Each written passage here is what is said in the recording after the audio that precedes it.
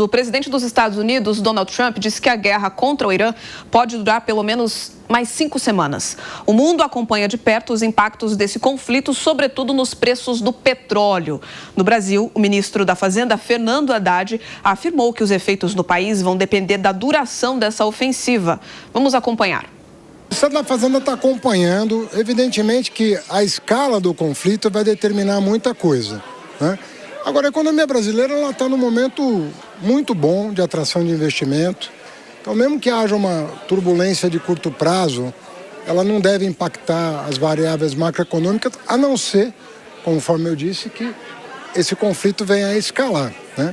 O Brasil tem uma pauta de exportação, tem um superávit na conta petróleo elevado, né? Um superávit elevado, mas ninguém está contando com isso para tirar vantagem, muito pelo contrário.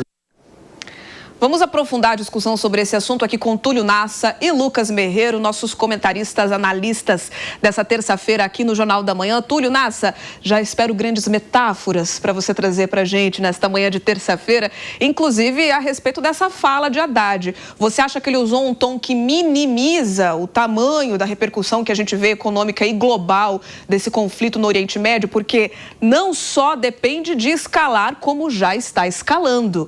Nós estamos falando de vários países no Oriente Médio, inclusive com os quais o Brasil tem acordos comerciais. Bom dia.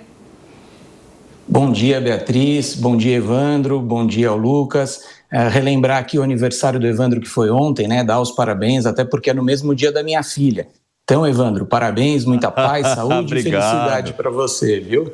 Somos piscianos arretados, hein, seu Túlio Nassa? Conheço bem, super sensíveis, uma inteligência emocional enorme. E olha, tem que ficar esperto, porque vocês são inteligentes, viu? Obrigado, meu amigo.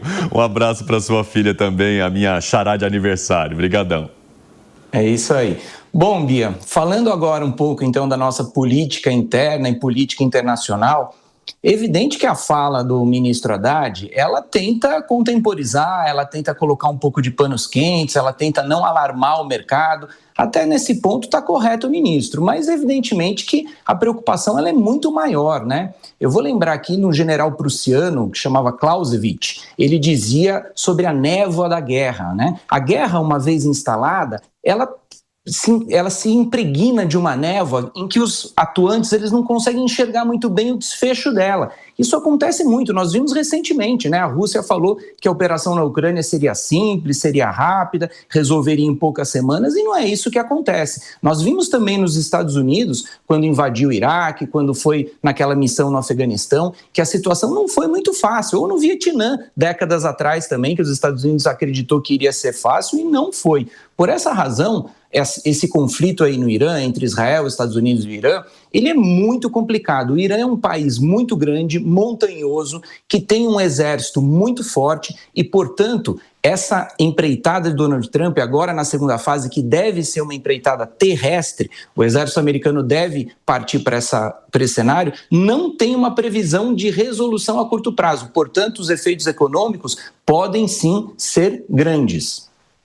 Ô, Lucas Merreiro, por outro lado, se espera do Brasil um papel intenso de neutralidade diante, digamos, da impossibilidade de participar diretamente em negociações que pudessem levar a algum tipo de, digamos, trégua nesse conflito? Bom dia.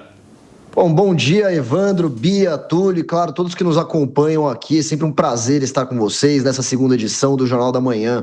A posição do Brasil, não sei se é de neutralidade, se dá para dizer assim, porque a gente tem que lembrar aqui que o Lula já gerou muitos afagos para o Irã, né? Já recebeu líderes iranianos, já foi até o Irã se encontrar com Ali Khamenei, isso no segundo mandato dele, né? Eu tô falando de coisas que aconteceram entre 2009 e 2010. E a gente sabe, por mais que a esquerda tente esconder isso um pouco agora, eles sempre foram favoráveis a esse regime iraniano. E agora vem o Lula e diz que vai colocar os dois lados para que eles conversem e que ele vai mediar essa conversa, que ele tem muitas opiniões a dar, o Lula, né? Vejam que interessante. O Lula ali tem opiniões para dar a respeito de como adquirir a paz, né? É claro que é cômico, é claro que nenhum dos dois países, aliás, nenhum país importante importante na comunidade internacional escuta as opiniões do Lula para depois tomar uma decisão. São opiniões totalmente irrelevantes, né?